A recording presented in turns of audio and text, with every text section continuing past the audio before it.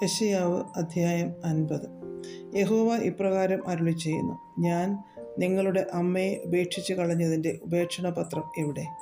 അല്ല, എൻ്റെ കടക്കാരിൽ ആർക്കാകുന്നു ഞാൻ നിങ്ങളെ വിറ്റുകളഞ്ഞത്? നിങ്ങളുടെ അകൃത്യങ്ങളാൽ നിങ്ങൾ നിങ്ങളെ തന്നെ വിറ്റുകളഞ്ഞും നിങ്ങളുടെ ലംഘനങ്ങളാൽ നിങ്ങളുടെ അമ്മ ഉപേക്ഷിക്കപ്പെട്ടുമിരിക്കുന്നു.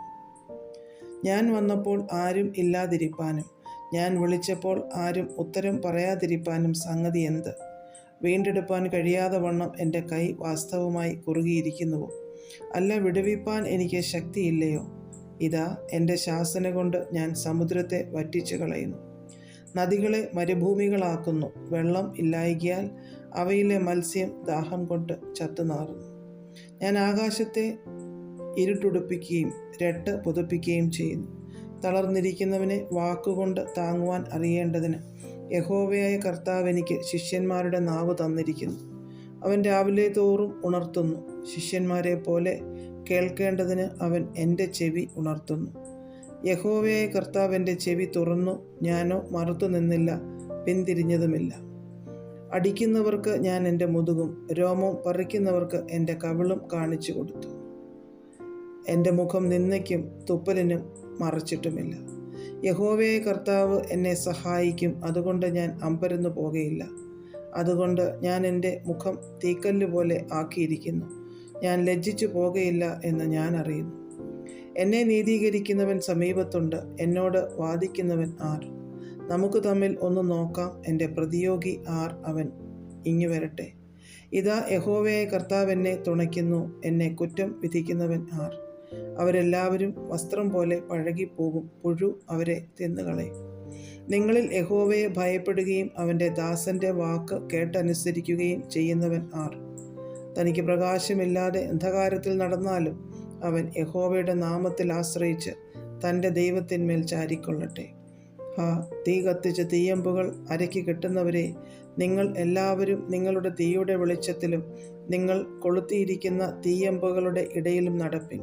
എൻ്റെ കയ്യാൽ ഇത് നിങ്ങൾക്ക് ഭവിക്കും, നിങ്ങൾ വ്യസനത്തോടെ കിടക്കേണ്ടി വരും. അധ്യായം 51. നീതിയെ പിന്തുടരുന്നവരും യഹോവയെ അന്വേഷിക്കുന്നവരും ആയുള്ളവരെ, എൻ്റെ വാക്ക് കേൾപ്പിൻ. നിങ്ങളെ വെട്ടിയെടുത്ത പാറയിലേക്കും നിങ്ങളെ കുഴിച്ചെടുത്ത ഖനി ഗർഭത്തിലേക്കും തിരിഞ്ഞു നോക്കുവിൻ. നിങ്ങളുടെ പിതാവായ അബ്രഹാമിങ്കിലേക്കും നിങ്ങളെ പ്രസവിച്ച സാറയിങ്കിലേക്കും തിരിഞ്ഞു നോക്കുവിൻ. ഞാൻ അവനെ ഏകനായിട്ട് വിളിച്ചു, അവനെ അനുഗ്രഹിച്ചു, വർദ്ധിപ്പിച്ചുമിരിക്കുന്നു. യഹോവ സിയോനെ ആശ്വസിപ്പിക്കുന്നു, അവൻ അതിൻ്റെ സകല ശൂന്യസ്ഥലങ്ങളെയും ആശ്വസിപ്പിച്ചു. അതിൻ്റെ മരുഭൂമിയെ ഏദനെ പോലെയും അതിൻ്റെ നിർജ്ജന പ്രദേശത്തെ യഹോവയുടെ തോട്ടത്തെ പോലെയും ആക്കുന്നു.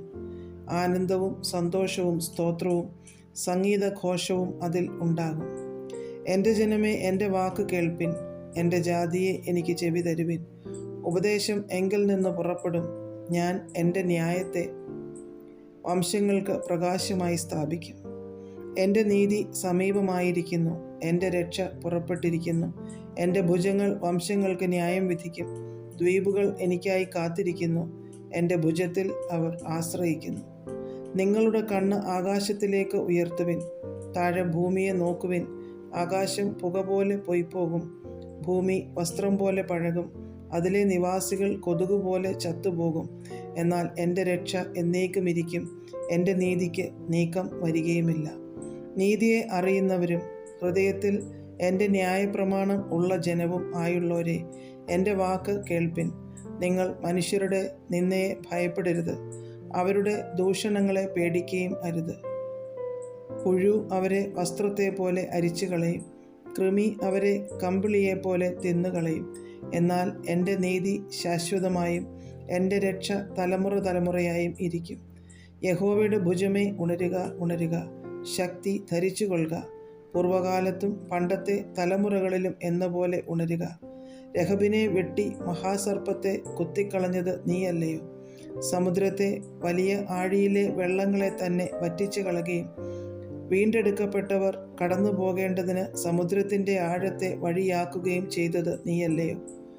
യഹോവയുടെ വിമുക്തന്മാർ ഉല്ലാസഘോഷത്തോടെ സിയോനിലേക്ക് മടങ്ങിവരും. നിത്യാനന്ദം അവരുടെ തലയിൽ ഉണ്ടായിരിക്കും. അവർ ആനന്ദവും സന്തോഷവും പ്രാപിക്കും, ദുഃഖവും ഞെരുക്കവും ഓടിപ്പോകും. ഞാൻ തന്നെ നിങ്ങളെ ആശ്വസിപ്പിക്കുന്നവൻ. എന്നാൽ മരിച്ചു പോകുന്ന മർത്തിനെയും പുല്ലുപോലെ ആയിത്തീരുന്ന മനുഷ്യനെയും ഭയപ്പെടുവാൻ നീ ആർ?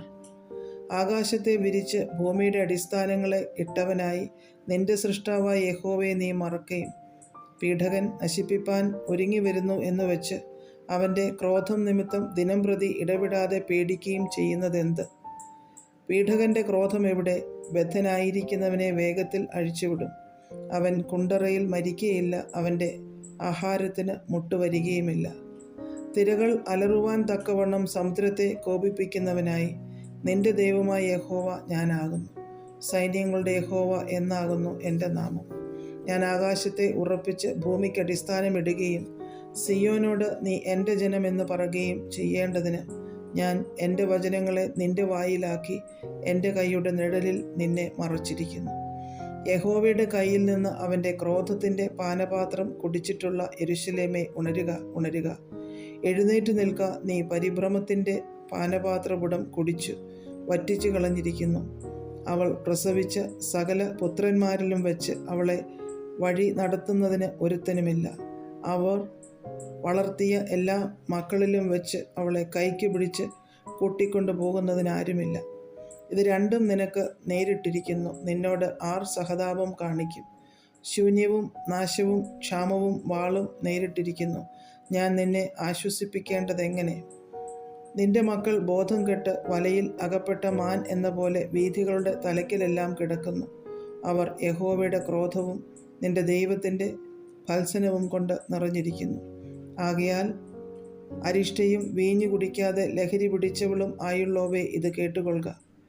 നിന്റെ കർത്താവായ യഹോവയും തൻ്റെ ജനത്തിൻ്റെ വ്യവഹാരം നടത്തുന്ന നിന്റെ ദൈവവുമായവൻ ഇപ്രകാരം അരുളിച്ചെയ്യുന്നു: ഞാൻ പരിഭ്രമത്തിൻ്റെ പാനപാത്രം, എൻ്റെ ക്രോധത്തിൻ്റെ പാനപാത്രപുടം തന്നെ നിന്റെ കയ്യിൽ നിന്ന് എടുത്തു കളഞ്ഞിരിക്കുന്നു. ഇനി നീ അത് കുടിക്കുകയില്ല. നിന്നെ ക്ലേശിപ്പിക്കുന്നവരുടെ കയ്യിൽ ഞാൻ അത് കൊടുക്കും. അവർ നിന്നോട് കുനിയുക, ഞങ്ങൾ കടന്നു പോകട്ടെ എന്ന് പറഞ്ഞുവല്ലോ. അങ്ങനെ കടന്നു പോകുന്നവർക്ക് നീ നിന്റെ മുതുകിനെ നിലം പോലെയും തെരുവീഥി പോലെയും ആക്കി വെക്കേണ്ടി വന്നു.